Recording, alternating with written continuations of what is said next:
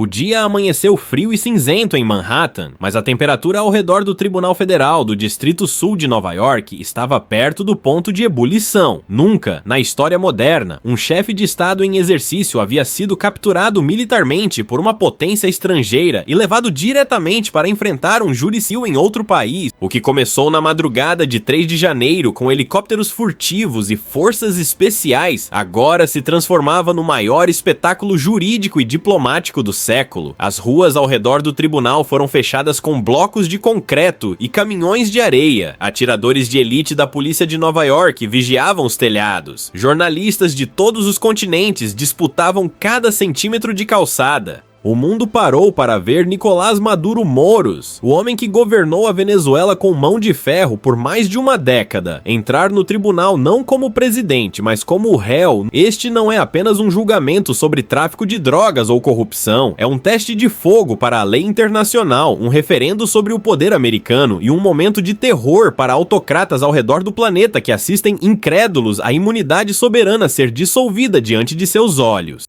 Para os Estados Unidos da América, este julgamento é muito mais do que uma vitória legal, é a validação de uma política externa extremamente arriscada. A decisão de capturar Maduro foi uma aposta altíssima da Casa Branca. Se o julgamento fracassar, se Maduro for absolvido ou se o processo for anulado por tecnicalidades, a imagem de poderio americano sofrerá um golpe devastador e a operação militar será vista retrospectivamente como um ato de pirataria internacional. Por isso, o Departamento de Justiça dos Estados Unidos não está poupando recursos. A equipe de promotores federais, considerada a elite da advocacia pública americana, montou uma estratégia que não trata Maduro como um político, mas como um chefe de cartel. Eles estão utilizando leis federais desenhadas especificamente para combater organizações criminosas envolvidas em extorsão e corrupção sistêmica. A tese central da acusação é brutal em sua simplicidade. O governo da Venezuela, sob Maduro, deixou de ser um estado legítimo e tornou-se uma vasta empresa criminosa dedicada ao enriquecimento ilícito de sua cúpula e à desestabilização dos Estados Unidos através do narcotráfico. Para provar isso, os promotores não dependerão apenas de documentos. A verdadeira bomba relógio são as testemunhas. Nas semanas seguintes à captura, uma procissão de ex-generais venezuelanos, ex-ministros e contadores que lavavam dinheiro para o regime, muitos dos quais se entregaram voluntariamente às embaixadas americanas ao redor do mundo em troca de proteção, desfilarão pelo tribunal. Eles trarão gravações secretas, livros-caixa detalhando subornos e relatos em primeira mão de reuniões no Palácio de Miraflores, onde toneladas de cocaína eram negociadas como se fossem barris de petróleo. O objetivo americano é despir Maduro de qualquer vestígio de legitimidade política, mostrando ao júri e ao mundo um homem movido apenas pela ganância e pelo poder bruto. No entanto, o governo americano caminha sobre uma linha tênue. O julgamento traz um risco imenso de blowback, ou retorno negativo de inteligência. Para condenar Maduro, os Estados Unidos precisarão revelar como obtiveram certas informações. Isso significa expor métodos de espionagem, revelar a identidade de informantes infiltrados há anos e, potencialmente, trazer à luz operações secretas da Agência Central de Inteligência e da Agência Antidrogas Americana que o governo preferiria manter nas sombras. Há uma batalha constante nos bastidores entre os promotores, que querem usar todas as provas, e os chefes de segurança nacional, que temem que o tribunal revele segredos de Estado vitais. Cada documento apresentado é meticulosamente revisado para garantir que não comprometa a segurança nacional dos Estados Unidos, um processo que pode arrastar o julgamento por meses. Do outro lado do tribunal, a equipe de defesa de Nicolás Maduro, financiada por recursos que a justiça americana ainda não conseguiu congelar, monta um espetáculo próprio. Eles sabem que as provas factuais contra seu cliente são esmagadoras. Discutir se ele sabia ou não dos carregamentos de drogas é uma batalha perdida. Portanto, a estratégia não é jurídica, é política. A defesa tentará transformar o tribunal em um palanque. O argumento central será o da ilegalidade da captura e da imunidade de chefe de Estado. Eles argumentarão que Maduro foi sequestrado em violação flagrante da Carta da Organização das Nações Unidas e das Convenções de Viena sobre Relações Diplomáticas. Os advogados de defesa tentarão pintar o julgamento como um ato de vingança imperialista, um linchamento julgamento moderno orquestrado por Washington para punir um líder que ousou desafiar a hegemonia americana. Cada objeção levantada, cada moção apresentada, terá como objetivo atrasar o processo e criar manchetes internacionais que questionem a legitimidade do tribunal americano para julgar um presidente estrangeiro. Maduro, instruído por seus advogados, provavelmente usará seus momentos de fala não para se defender das acusações específicas, mas para fazer discursos inflamados contra o Império do Norte, tentando se colocar no papel de mártir histórico. É uma estratégia desesperada, mas é a única carta que lhe resta. Tentar ganhar no Tribunal da Opinião Pública Global, o que ele certamente perderá no Tribunal de Júri em Nova York.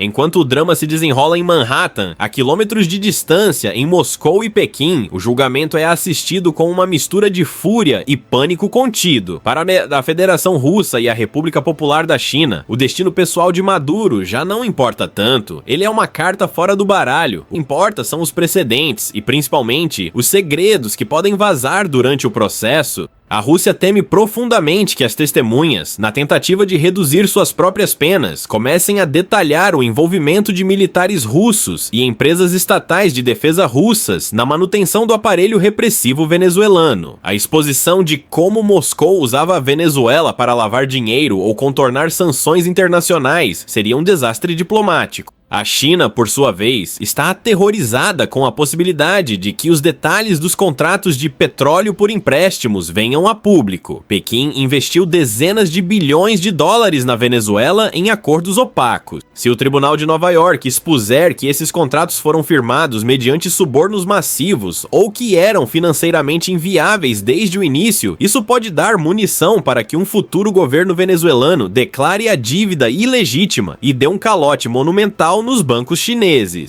Além disso, o precedente de que um líder nacional pode ser capturado e julgado por crimes econômicos e de tráfico assusta profundamente a elite política chinesa, que preza acima de tudo pela soberania nacional absoluta. Nos bastidores da Organização das Nações Unidas, diplomatas russos e chineses trabalham freneticamente para emitir declarações condenando o julgamento como uma violação do direito internacional, tentando criar um cordão de isolamento diplomático em torno dos Estados Unidos, mesmo sabendo que não podem parar o processo. Se para a Rússia e a China o julgamento é um problema estratégico, para os vizinhos latino-americanos, o processo em Nova York é um terremoto político que ameaça derrubar reputações e estruturas de poder estabelecidas há décadas. O Brasil e a Colômbia, em particular, assistem aos depoimentos com a respiração suspensa. A cada nova testemunha que sobe ao estrado para delatar os esquemas do regime venezuelano, novas conexões explosivas são reveladas. Promotores federais americanos apresentam provas de como o dinheiro do petróleo venezuelano não apenas enriquecia a elite de Caracas, mas financiava campanhas políticas em países vizinhos e armava grupos insurgentes. Para a Colômbia, as revelações são devastadoras. O tribunal expõe, com detalhes contábeis, como o Exército de Libertação Nacional e dissidentes das Forças Armadas Revolucionárias da Colômbia utilizavam a Venezuela como um santuário seguro, com a bênção direta do Palácio Presidencial para exportar cocaína e importar armamento pesado. O governo de Bogotá recebe essas provas como a validação final de suas denúncias históricas, mas também com o temor de que a violência transborde a fronteira agora que esses grupos perderam seu patrocinador estatal. No Brasil, o impacto é sentido nas fronteiras e nos corredores de Brasília. O julgamento revela a simbiose entre militares corruptos venezuelanos e as maiores facções criminosas brasileiras. Fica provado que o fluxo de armas de guerra que inunda as favelas do Rio de Janeiro e de São Paulo passava muitas vezes pelas mãos de generais venezuelanos agora indiciados. Além disso, há o temor constante de que delatores citem nomes de políticos brasileiros que mantinham relações excessivamente próximas com o regime deposto, transformando o tribunal americano em um fator de instabilidade para a política interna do Brasil. A diplomacia brasileira, historicamente cautelosa, vê-se forçada a navegar em águas turbulentas. Precisa apoiar a justiça e a democracia, mas teme que o precedente de uma intervenção americana direta abra portas para futuras violações de soberania na Amazônia ou em outras áreas estratégicas. Após meses de audiências tensas, apresentação de terabytes de dados bancários, gravações de áudio e depoimentos emocionados de vítimas de tortura do Serviço de Inteligência venezuelano, o julgamento chega ao seu clímax. O júri, composto por 12 cidadãos comuns de Nova York, retira-se para deliberar. A espera é agonizante. O mundo inteiro sintoniza nos canais de notícias. Fora do tribunal, a multidão de exilados venezuelanos canta o hino nacional e reza. Dentro da sala, Maduro, visivelmente mais magro e abatido do que nos tempos de poder, aguarda o destino que ele mesmo ajudou a traçar. Quando o juiz bate o martelo e lê o veredito, a história é escrita e as culpado. A palavra ecoa como um trovão, culpado de todas as acusações: conspiração para narcoterrorismo, tráfico de cocaína e posse de armas destrutivas. Não há surpresa, apenas a confirmação da realidade.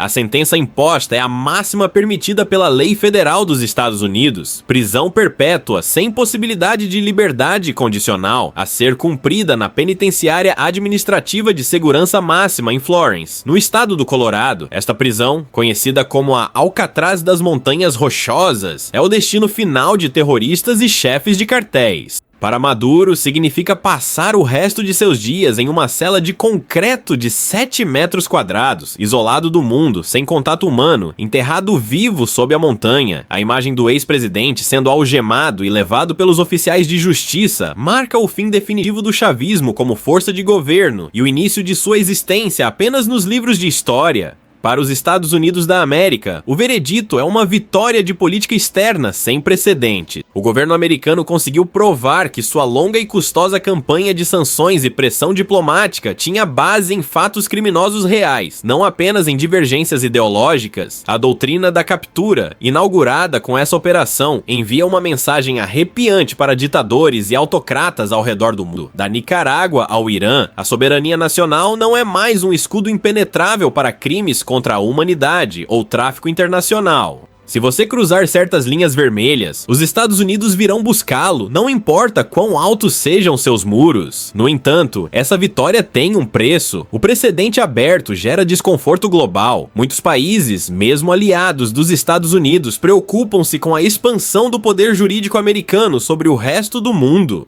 A ideia de que um tribunal em Nova York pode julgar e condenar um chefe de estado estrangeiro cria uma nova realidade nas relações internacionais, onde a força militar e a força jurídica de uma superpotência se fundem de maneira perigosa. Para a Venezuela, o fim do julgamento é o verdadeiro começo da reconstrução. Com a condenação, o Departamento de Justiça dos Estados Unidos inicia o processo de confisco de bens. Bilhões de dólares em ativos congelados, mansões, jatos e contas bancárias pertencentes à rede de Maduro e seus associados são apreendidos. Em um ato histórico, os Estados Unidos anunciam a criação de um fundo de recuperação da Venezuela, prometendo que cada centavo recuperado da corrupção do regime será devolvido ao povo venezuelano para reconstruir hospitais, escolas e a rede elétrica destruída. É um final poético. O dinheiro roubado pelo ditador será usado para curar as feridas que ele causou. A saga de Nicolás Maduro termina não com um discurso heróico em uma varanda, mas com o som de uma porta de aço pesada se fechando em uma prisão no Colorado. O mundo segue em frente, transformado, mais cauteloso, mas com a certeza inabalável de que no século XXI a impunidade absoluta deixou de existir. Essa foi a análise completa do julgamento que redefiniu as regras do jogo global. Vimos como a justiça, quando armada com provas e determinação, pode alcançar até os intocáveis, mas a história da Venezuela livre está apenas começando e os desafios da reconstrução serão imensos. Agora, eu quero ouvir a sua opinião, sem filtros. Você acredita que os Estados Unidos da América agiram corretamente ao julgar um líder estrangeiro em seu solo? Ou isso cria um precedente perigoso para a soberania dos países? A justiça foi feita ou foi apenas uma demonstração de força imperial? Deixe seu comentário abaixo com a palavra justiça se você apoia a condenação, ou soberania se você tem receios sobre o método usado. Não se esqueça de curtir este vídeo para apoiar nosso trabalho de análise profunda e inscreva-se no canal para acompanhar os próximos capítulos dessa nova história geopolítica. Até a próxima análise. Essa foi a análise completa do julgamento que redefiniu as regras do jogo global. Vimos como a justiça, quando armada com provas e determinação, pode alcançar até os intocáveis. Mas a história da Venezuela livre está apenas começando e os desafios da reconstrução serão imensos. Agora, eu quero ouvir a sua opinião, sem filtros. Você acredita que os Estados Unidos da América agiram corretamente ao julgar um líder estrangeiro em seu solo? Ou isso cria um precedente perigoso para a soberania dos países? A justiça foi feita? Ou foi apenas uma demonstração de força imperial? Deixe seu comentário abaixo com a palavra justiça se você apoia a condenação, ou soberania se você tem receios sobre o método usado. Não se esqueça de curtir este vídeo para apoiar nosso trabalho de análise profunda e inscreva-se no canal para acompanhar os próximos capítulos dessa nova história geopolítica. Até a próxima análise!